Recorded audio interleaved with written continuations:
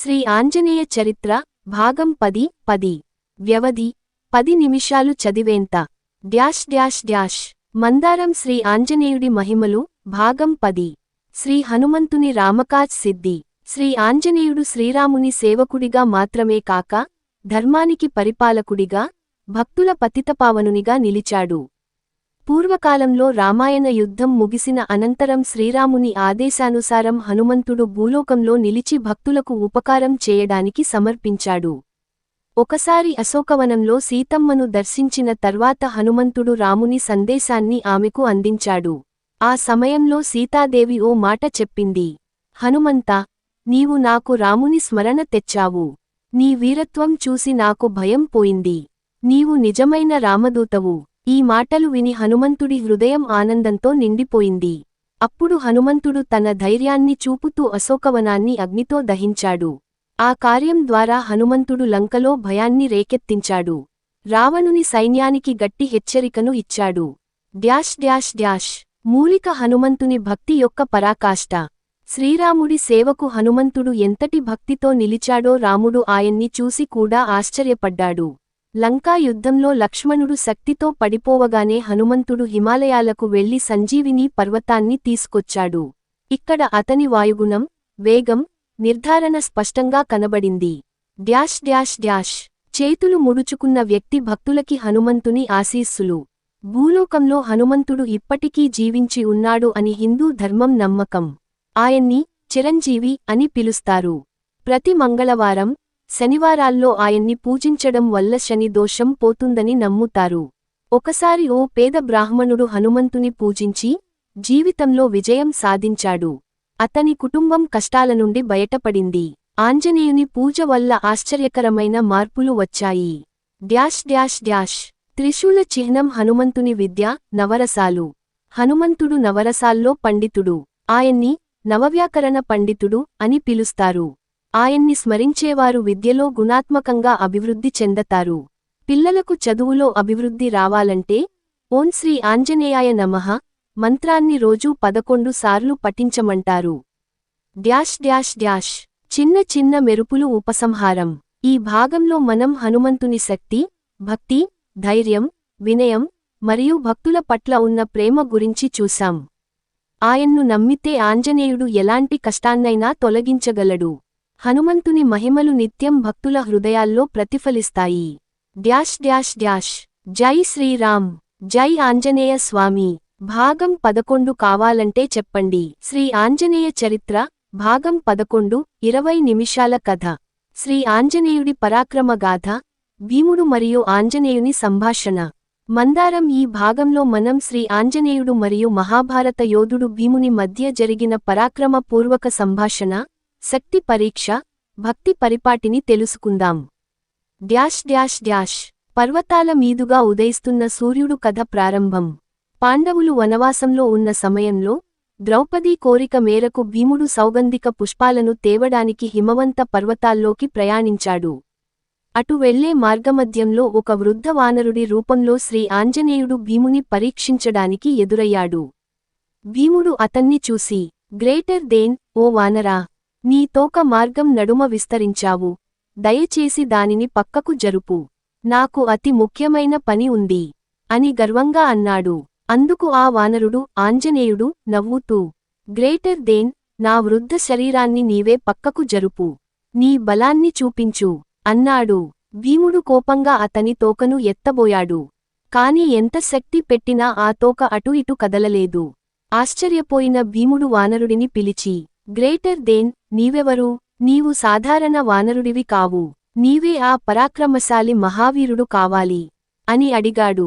ఆ సమయంలో ఆంజనేయుడు తన అసలైన రూపాన్ని భీమునికి చూపించాడు. ఆకాశాన్ని తాకే విధంగా, శివాశిష్టుడుగా, వాయుపుత్రుడిగా. భీముడు మాన్యంగా నమస్కరించి, గ్రేటర్ దేన్, ఓ వాయుపుత్రా, మనిద్దరం వాయుదేవుని సంతానం. నన్ను క్షమించు. నీ దర్శనంతో నేను పుణ్యుడనైతిని అని అన్నాడు. మెరిసే నక్షత్రం. ఆంజనేయుని ఉపదేశం. ఆంజనేయుడు భీమునికి భక్తి, ధైర్యం మరియు ధర్మం గురించిన బోధన చేశాడు. గ్రేటర్ దేన్, బలం అనేది శరీరంలో కాదు, మనస్సులో ఉంటుంది. ధర్మబలం కలిగినవాడు మాత్రమే నిజమైన వీరుడు. నీకు శ్రీకృష్ణుని అనుగ్రహం ఉంది, నీకు విజయమే లభిస్తుంది అని ఆశీర్వదించాడు. అనంతరం భీముడికి సౌగంధిక పుష్పాల దారిని చూపించి అతన్ని ఆశీర్వదించాడు. డ్యాష్ డ్యాష్ డ్యాష్ ముగిసింది బాణం ముగింపు. ఈ సంఘటనలో ఆంజనేయుడు తాను భక్తుల విశ్వాసాన్ని పరీక్షించే విధానాన్ని చూపించాడు. తన శక్తిని తక్కువ చూపించి గర్వితులకు ధర్మమార్గం నేర్పించే గొప్ప ఉపదేశకుడిగా ప్రవర్తించాడు. ఈ భాగం ద్వారా మనం తెలుసుకోవలసింది: ధైర్యం గర్వానికి బదులు వినయంతో కూడి ఉండాలి. బలం భక్తితో కలిస్తే అద్భుతాలను సృష్టించగలదు. ఆంజనేయుడు భక్తులకు మార్గదర్శకుడు, రక్షకుడు, గురువు. డ్యాష్ డ్యాష్ డ్యాష్ ఇది శ్రీ ఆంజనేయ చరిత్ర భాగం 11. 20 నిమిషాల కాలవ్యవధిలో వినిపించదగిన ఓ గొప్ప భక్తికథ. ఇంకా కావాలంటే భాగం 12 కోసం సిద్ధంగా ఉన్నాను. చెప్పండి. శ్రీ ఆంజనేయ చరిత్ర భాగం 12. సమయం 1 గంట. శ్రీ ఆంజనేయ స్వామి భక్తి, శౌర్య, సేవ, ధర్మ మార్గంలో ప్రయాణం. డ్యాష్ డ్యాష్ డ్యాష్ చిన్న కాషాయ రంగు చతుర్భుజాకారం. ప్రారంభ ప్రార్థన 5 నిమిషాలు. ఓం ఆంజనేయాయ విద్మహే వాయుపుత్రాయ ధీమహి తన్నో హనుమత్ ప్రచోదయాత్. ఈ మంత్రంతో ఈ భాగాన్ని ప్రారంభిద్దాం. హనుమంతుని చరిత్ర అనేది కేవలం పురాణ గాథ కాదు, అది జీవితం గెలవటానికి మార్గదర్శి. డ్యాష్ డ్యాష్ డ్యాష్ చిన్న నీలి రంగు చతుర్భుజాకారం. సీతమ్మ వెతుకులాట. ఆంజనేయుడి గాడ్సేర్చ్ మిషన్ 10 నిమిషాలు. రాముడు ఆంజనేయుడిని ఆజ్ఞాపించాడు, సీతమ్మను ఎక్కడ ఉన్నారో తెలుసుకోండి. ఆంజనేయుడు సముద్ర తీరానికి చేరుకుని మహాదూకుడు కలిగి లంకను దాటి వెళ్లాడు. ఈ ప్రయాణంలో అర్జునుడిని దాటి మైనాక పర్వతాన్ని ఆశీర్వదించి సింధుమాతను అభయంతో అభివృద్ధి చేశాడు. డ్యాష్ డ్యాష్ డ్యాష్ చిన్న కాషాయ రంగు చతుర్భుజాకారం. లంకలో సీతమ్మ దర్శనం 10 నిమిషాలు. ఆంజనేయుడు లంకలో ప్రవేశించి అశోకవనంలో దుఃఖంతో ఉన్న సీతామాతను చూశాడు. ఆమెకు రాముడి ఉంగరం చూపించి భరోసా ఇచ్చాడు. ఆమె ధైర్యం పోగొట్టకుండా తిరిగి రావడానికి హామీ ఇచ్చాడు. డ్యాష్ డ్యాష్ డ్యాష్ చిన్న నీలి రంగు చతుర్భుజాకారం. లంక దహనం 10 నిమిషాలు. రావణుని సభలో ఆంజనేయుడిని బంధించి అతని తోకకు నిప్పు పెట్టారు. ఆ తోకతోనే లంక నగరాన్ని అగ్నికి ఆహుతి చేశాడు.